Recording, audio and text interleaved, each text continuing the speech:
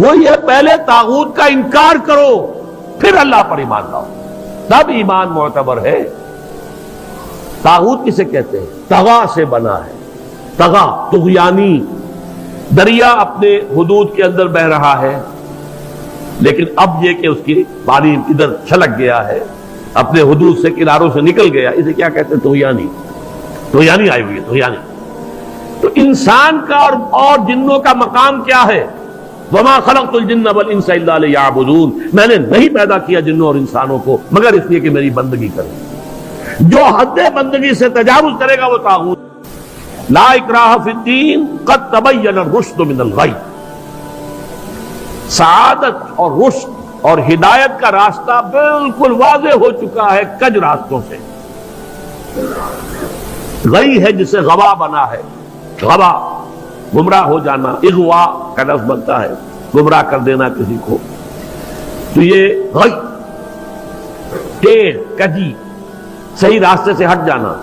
قد تبین الرشد من الغی، اچھا اس کی وجہ کیا ہے؟ یہ دعویٰ کیوں ہو رہا ہے؟ یہ ذہن میں رکھیے، یہ ہے سورہ بقرہ، یہ نازل ہوئی ہے مدنی دور میں، 2/3 قرآن جو ہے وہ ہے مکی جو نازل ہو چکا ہے۔ گویا کہ قرآن مجید کی ان صورتوں نے بالکل دودھ کا دودھ پانی کا پانی جدا کر دیا، حق اور باطل میں اب کوئی اشتباہ نہیں رہا، کسی نیک نیت انسان کے لیے تو کوئی اشتباہ نہیں ہے، حق علیحدہ باطل علیحدہ، لیحق الحق ویبطل الباطل، تاکہ حق کا حق ہونا ثابت ہو جائے، باطل کا باطل ہونا ثابت ہو جائے، اور یہ ہو چکا ہے۔ قد تبین الرشد من الغی، ہدایت کا راستہ واضح اور ممیز ہو چکا ہے کجی اور گمراہی کے راستے سے۔ فَمَن يَكْفُرْ بِالطَّاغُوتِ وَيُؤْمِن بِاللَّهِ فَقَدِ اسْتَمْسَكَ بِالْعُرْوَةِ الْوُثْقَىٰ لَا انفصام لَهَا وَاللَّهُ سَمِيعٌ عَلِيمٌ۔ تو جو شخص بھی طاغوت کا کفر کرے گا، انکار کرے گا، طاغوت کے خلاف بغاوت کرے گا اور ایمان لائے گا اللہ پر، یہ اہم ترین مقام ہے اس اعتبار سے کہ جیسے میں نے اس سے پہلے بھی دیکھا، لا الہ الا ہو، لا الہ پہلے ہے، الا ہو بعد میں آتا ہے، نفی اس بات، اسی لیے بعض جو ہمارے سلسلے تصوف کے ہیں اس میں جو ذکر ہوتا ہے لا الہ الا اللہ، اسے نفی اس بات کا ذکر کہتے ہیں، لا الہ الا اللہ، الا پر وہ ضرب لگاتے ہیں قلب کے اوپر، جس سے ایک خاص قسم کی کیفیت پیدا ہوتی ہے، ایک نفسیاتی کیفیت حاصل ہوتی ہے۔ تو پہلے نفی ہے پھر اس بات، وہ یہ پہلے طاغوت کا انکار کرو پھر اللہ پر ایمان لاؤ، تب ایمان معتبر ہے۔ طاغوت کسے کہتے ہیں؟ طغا سے بنا ہے، طغا طغیانی، دریا اپنے حدود کے اندر بہ رہا ہے، لیکن اب یہ کہ اس کی پانی ادھر چھلک گیا ہے، اپنے حدود سے کناروں سے نکل گیا، اسے کیا کہتے ہیں؟ طغیانی، طغیانی آئی ہوئی ہے، طغیانی۔ تو انسان کا اور جنوں کا مقام کیا ہے؟ وما خلقت الجن والانس الا لیعبدون، میں نے نہیں پیدا کیا جنوں اور انسانوں کو مگر اس لیے کہ میری بندگی کریں۔ جو حد بندگی سے تجاوز کرے گا وہ طاغوت ہے، چاہے وہ ایک فرد ہو، کوئی ادارہ ہو، کوئی ریاست ہو۔ میں نے یہ 3 چیزیں گن دی ہیں۔ انفرادی حیثیت سے میں اپنے حد بندگی سے تجاوز کرتا ہوں، اگر زندگی آمد برائے بندگی، زندگی بے بندگی شرمندگی، اگر میں حد بندگی سے تجاوز کر گیا تو میں طاغوت ہوں۔ کوئی ادارہ آپ نے بنایا ایسا جس میں لمیٹیشن نہیں ہے اللہ کے احکام کی، بلکہ اس کے اندر آپ نے اپنی اتھارٹی جو ہے وہ بڑی مطلق رکھی ہوئی ہے، طاغوت ہے۔ ریاست آپ نے قائم کی، حاکمیت عوام کے لیے یا حاکمیت کسی ایک خاندان کے لیے، وہی طاغوت ہے۔ اس کی نفی، اس کا انکار، اس کے خلاف بغاوت کر کے ایمان لاؤ گے تو ایمان معتبر ہے۔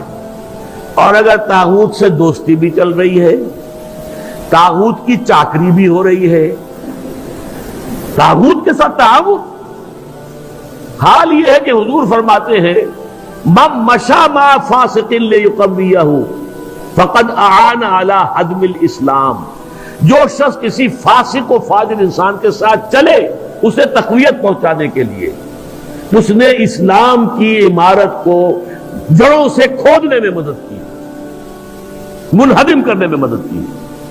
من مشا صرف چلنا، آپ کسی کے ساتھ چلتے ہیں تاکہ تقویت اسے ہو جائے، لوگوں کو معلوم یہ بھی ان کے ساتھ ہے۔ من مشا مع فاسق، فاسق کافر بھی نہیں فاسق ہو، لیقویہ، تاکہ اسے تقویت پہنچائیں، فقد آن علی حدم الاسلام، اسلام کی عمارت کو جڑوں سے کھود کر گرانے میں مدد کی۔ ایک اور حدیث میں آیا اذا مدح الفاسق، جب کسی فاسق کی مدح کی جاتی ہے، غضب اللہ تعالی واہتز لہ العرش، اللہ تعالیٰ انتہائی غضبناک ہوتے ہیں اس درجے کہ عرش کانپنے لگتا ہے، تھرا اٹھتا ہے عرش، اتنا غضب آتا ہے اللہ تعالیٰ کہ ایک شخص میرا باغی ہے، میرا فاسق ہے، فاجر ہے، اور اس کی مدح کی جا رہی ہے۔ اب اس کی روشنی میں آپ اپنے طرز عمل کا جائزہ لیجیے۔ لگے ہوئے ہم اسی نظام کی چاکری میں، اسی نظام کو تقویت پہنچانے میں۔ کہاں ہے اللہ کے ساتھ؟ ان سے ہم نے کہاں بغاوت کی؟ الآن جیسے کہ مجھے واقعہ یاد آ گیا حضور کا، کہ حضور اور حضرت عمر ساتھ ساتھ چل رہے ہیں، کوئی چہل قدمی ہے یا کچھ اور معاملہ ہے۔ حضور پوچھتے عمر تمہیں مجھ سے کتنی محبت ہے؟ عرض کیا کہ حضور آپ مجھے دنیا کے ہر انسان سے زیادہ محبوب ہیں۔ اب آپ آنکھوں میں آنکھیں ڈال کر پوچھتے ہیں اور اپنی جان سے؟ اب ایک تو اندازہ کیجئے کہ یہ سوال کسی ایسے شخص سے نہیں کیا جا سکتا جس سے ذرا بھی بال برابر بھی بودھ ہو دل میں، تو خالص وہ بہت ہی مقرب ہوگا، اسی سے یہ بات کہی جائے گی۔ اپنی جان سے؟ تو حضرت عمر نے تھوڑا سا توقف کیا، پھر اس کے ہاں اب میں کہتا ہوں کہ آپ مجھے میری جان سے بھی زیادہ عزیز ہیں۔ فرمایا الآن، اب پہنچے ہو تو اس مقام پر کہ جہاں ہونا چاہیے۔ تو الآن والا معاملہ یہ ہے کہ انسان تن من دھن اپنی زندگی ہر شے لگا دے طاغوت کے خاتمے اور حق کے غلبے کے لیے۔ وہ ہے جہاں سے بات شروع ہوئی تھی، لگا دو، کھپا دو، صرف کر دو۔ یا ایھا الذین آمنوا انفقوا مما رزقناکم من قبل ان یاتی یوم لا بیع فیہ ولا خلۃ ولا شفاعۃ والکافرون هم الظالمون۔ اس روش کو اختیار کرنے سے انکار کرنے والے ہی تو کافر اور ظالم اور مشرک ہیں۔ تو اپنے ایمان کو آپ توڑ لیجئے، کہاں کھڑے ہیں؟ طاغوت کے ساتھ آپ کی روش کیا ہے؟ بہرحال من یکفر بالطاغوت ویؤمن باللہ فقد استمسک بالعروۃ الوثقی، جس نے کہ طاغوت کا کفر کیا، طاغوت سے بغاوت کی اور اللہ پر ایمان لایا، اس نے مضبوط کنڈے کو پکڑ لیا ہے۔ یہ جو نقشہ ہے یہاں پر، اس کو تمثیل سے سمجھ لیجئے۔ سمندری جہاز پہ فرض کیجئے کچھ شخص عرشے پر کھڑا ہوا ہے، کوئی ہچکولا ایسا آیا کہ گر گیا سمندر میں، اور آپ کو معلوم ہے کہ اس کے ساتھ کنڈے لگے ہوتے ہیں۔ اگر کوئی کنڈا اس کے ہاتھ میں آ جائے، فرض کیجئے تیرنا ویرنا نہیں جانتا غریب، کنڈا ہاتھ میں اگر آ گیا تو وہ کنڈا کبھی نہیں چھوڑے گا، اس لیے کہ اس کنڈے کے ساتھ اس کی جان وابستہ ہے۔ بلکہ میں کہا کرتا ہوں کہ اگر کوئی شارک مچھلی آ کر اس کی ٹانگ کاٹ کے لے جائے تو وہ کہے گا جائے، لیکن یہ کہ میں اس کنڈے کو نہیں چھوڑوں گا، اس لیے کہ یہ کنڈا ہے کہ جس کے ساتھ میری اب جان وابستہ ہے۔ اسی طریقے سے گویا کہ انسان اپنی حفاظت اور تحفظ کے لیے وَمَن يَكْفُرْ بِالطَّاغُوتِ وَيُؤْمِن بِاللَّهِ فَقَدِ اسْتَمْسَكَ بِالْعُرْوَةِ الْوُثْقَىٰ، اس کا ہاتھ اس مضبوط کنڈے پر آ گیا کہ جس کے بعد اس کی گمراہی نہیں ہے۔ لَا انفصام لَهَا، جیسے کنڈا مضبوط ہے، وہ اپنی جگہ سے نکلنے والا نہیں ہے، وہ ہٹنے والا نہیں ہے، جگہ چھوڑنے والا نہیں ہے، ٹوٹنے والا نہیں ہے۔ لَا انفصام لَهَا، ایسا کنڈا اس پر اس کا ہاتھ آ گیا ہے۔ واللہ سمیع علیم، اللہ تعالیٰ سب کچھ سننے والا، سب کچھ جاننے والا ہے۔ یہ سمیع علیم تنوین کے ساتھ یہ صفات ہے۔ السمیع ہوتا تو اللہ کا نام ہو جاتا، العلیم ہوتا تو اللہ کا نام ہو جاتا۔ اللہ ولی الذین آمنوا یخرجہم من الظلمات الی النور۔ دیکھیے ترک موالات کی میں نے بات کی تھی نا، اب یہاں ولایت آ گئی۔ اللہ ولی ہے، پشت پناہ ہے، مددگار ہے، محافظ ہے، حمایتی ہے اہل ایمان کا۔ یعنی یہ جو کشاکش ہوگی اب حق و باطل کے مابین، طاغوت کے خلاف تمہیں جہاد کرنا ہے، کفر کرنا ہے، احقاق حق ابطال باطل کی جدوجہد کرنی ہے، تو تمہیں کسی کا سہارا درکار ہے، اللہ کا سہارا، اللہ کی مدد۔ جیسے حضور سے بھی کہا گیا وَاصْبِرْ وَمَا صَبْرُكَ إِلَّا بِاللَّهِ، اے نبی صبر کیجئے اور آپ کا صبر تو اللہ ہی کے سہارے پر قائم ہے، قوت تو آپ کو اللہ سے ملتی ہے۔ مسلمانوں سے کہا گیا وَاسْتَعِينُوا بِالصَّبْرِ وَالصَّلَاةِ، مدد حاصل کرو صبر سے بھی اور نماز سے بھی۔ تو اسی طرح فرمایا اللہ کی مدد شامل حال رہے گی۔ اللہ ولی الذین آمنوا، اللہ ولی ہے اہل ایمان کا۔ اور یہ رشتہ جو ہے موالات باہمی یا جسے ولایت باہمی کہتے ہیں، یہاں بھی ذرا سمجھ لیجئے، دو لفظ ہیں ہمارے ہاں، لوگ اس کو ایک دوسرے میں کنفیوز کر دیتے ہیں۔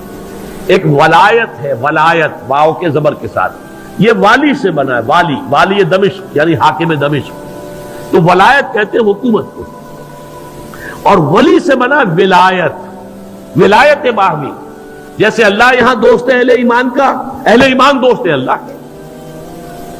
الا ان اولیاء اللہ لا خوف علیہم ولا هم يحزنون الذین آمنوا وكانوا يتقون لهم البشرى فی الحیات الدنیا والآخرہ۔ آگاہ ہو جاؤ کہ اللہ کے دوست جو ہیں یعنی اہل ایمان، ان کے لیے نہ خوف ہے اور نہ کوئی حزن ہے۔ اور یہ کون ہے؟ یہ ولی کوئی علیحدہ نوع نہیں ہے، کوئی سپیشیز علیحدہ نہیں ہے، انسانوں ہی میں سے ہوتے ہیں، ان کے سروں پر کوئی سینگ نہیں ہوتے، عام انسان ہوتے ہیں۔ البتہ کیا؟ الذین آمنوا وکانوا یتقون، ایمان اور تقوی، ایمان لائے اور ایمان حقیقی، اور تقوی ہے انہیں پش کر رہا ہے۔ ثم اتقوا وآمنوا ثم اتقوا واحسنوا واللہ یحب المحسنین۔ یہ ایمان اور تقوی ہے تو وہی اللہ کا ولی ہے۔ الا ان اولیاء اللہ لا خوف علیہم ولا هم يحزنون الذین آمنوا وكانوا يتقون لهم البشرى فی الحیات الدنیا والآخرہ۔ ان کے لیے تو بشارتیں ہی بشارتیں ہیں دنیا کی زندگی میں بھی اور آخرت میں۔ تو وہ ہے ولایت، اللہ کے بندے اللہ کے ولی ہے، صاحب ایمان۔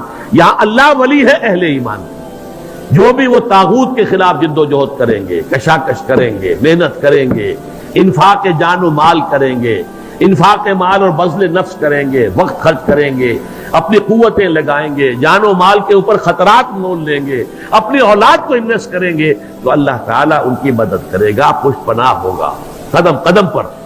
اللہ ولی الذین آمنوا یخرجہم من الظلمات الی النور، اور وہ انہیں نکالتا رہتا ہے اندھیروں سے روشنی کی طرف۔ اشہد ان